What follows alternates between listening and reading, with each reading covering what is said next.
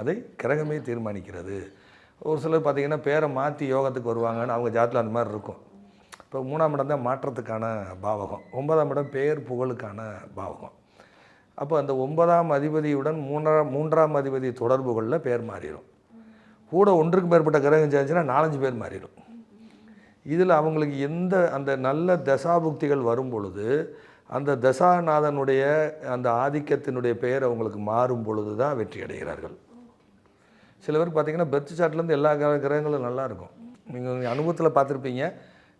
நாங்கள் பிறந்ததுலேருந்து கஷ்டப்பட்டதில்லைன்னு சொல்கிற ஆள் இருக்குது. அப்படிலாம் நீங்கள் பார்த்துருப்பீங்க. அவங்க ஜாதகங்கள் அந்த மாதிரி கிரகம் இருக்குது. சராசரி வாழ்க்கையாகவே இருக்கும். ஒரு அரசு பணியில் இருப்பாங்க, மாதம் முழுக்க சம்பளம் வாங்கிட்டு இருப்பாங்க, கடைசி நேரத்தில் ரிட்டையர்ட் ஆகிட்டு ஓய்வில் இருப்பாங்க, டெபாசிட் பண்ணிட்டு பேர பிள்ளைய அவங்கள பார்த்துட்டு ஜாலியாக இருப்பாங்க. அப்படி இருக்கிற ஆளும் இருக்குது. கடைசி வரைக்கும் ஓடிட்டுருக்கிற ஆளும் இருக்குது. மனிதனுக்கு மனிதன் மாறுபடுறோமா இல்லையா? அப்படி அப்போ அதே மாதிரி தான் அந்த லைஃப்பில் எல்லா விதமான மாற்றங்களும் வருது. பேரை மாற்றி தான் வெற்றி அடையணும்னு அவங்க ஜாதத்தில் இருக்கும். பேரை மாற்றி தான் அவங்க வெற்றி அடையணும்னு இருக்கும். பேர் மாற்றம் அடையாமலேயே வச்ச பேரோடு அப்படியே வாழ்ந்து அதுலேயும் சக்ஸஸ் ஆகி போனாலும் இருக்குது.